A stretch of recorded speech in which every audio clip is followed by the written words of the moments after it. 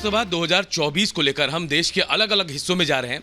आज मैं बिहार में हूं, बिहार की राजधानी पटना में, और लोकसभा क्षेत्र पाटलिपुत्र है।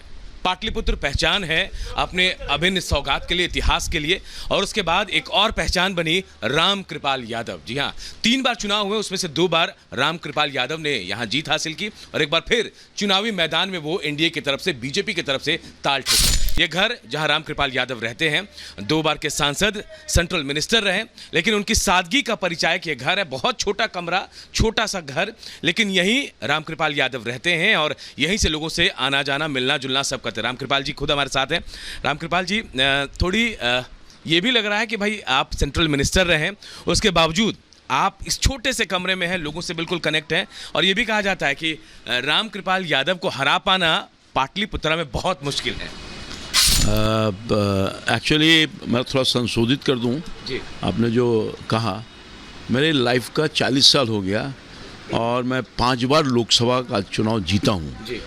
3 बार मैं राष्ट्रीय जनता दल में था, वहां जीता, और 2 बार भारतीय जनता पार्टी के एक कार्यकर्ता के हैसियत जीत रहा हूं। तो मैंने पूरी निष्ठा और सादगी के साथ अपने दायित्वों का निर्वहन किया और जनता के सेवा भाव से काम किया, और यही मेरी पहचान है।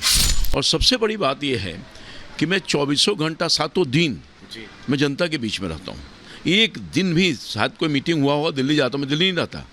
दिल्ली ऑफिस है, यहाँ घर है। बहुत लोग जाके दिल्ली घर बना लेते हैं और अपने घर को भूल जाते हैं, तो वो मैंने काम नहीं किया। 5 साल मैं सेवा देता हूँ। हम चाह रहे हैं कि इतने छोटे से घर में पूर्व केंद्रीय मंत्री और मौजूदा सांसद कैसे रहते हैं। ये छोटा सा बेडरूम है, हम यहाँ तक पहुँचे हैं।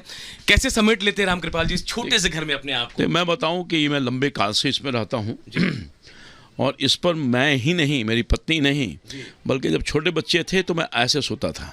ये एक्स्ट्रा टेबल लगा हुआ है, तो मैं बच्चों के साथ भी इसी में बहुत लंबा दिन गुजारा है, और निकल गया, टाइम निकल गया और निकल रहा है जी। बहुत सारी मेमोरीज हैं, यादें हैं। हाँ। आपकी उस वक्त की तस्वीर जब आप सांसद बने, या फिर परिवार ही थे कि हमारी पत्नी और मैं, मेरे दोनों बच्चा, हमारे अपने किसी कार्यकर्ता के फंक्शन में गया था, तो वहाँ का फोटो है ये वहाँ का फोटो है।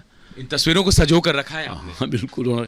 अपने अतीत को नहीं भूलना चाहिए। बिल्कुल। जो अपने अतीत को भूल जाता है वो अपने आप को भूल जाता है।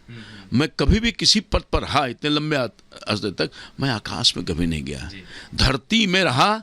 क्योंकि कभी अगर मैं आकाश से धरती पर गिरना होगा तो धरती में ही गिरूंगा, मैं कभी आकाश में गया ही नहीं। मैं चाहूंगा कि दूसरा घर भी दिखाएं हमें आप। आइए। और हम लोगों को भी बताएं कि मतलब सादगी का परिचय कैसे हैं राम कृपाल यादव।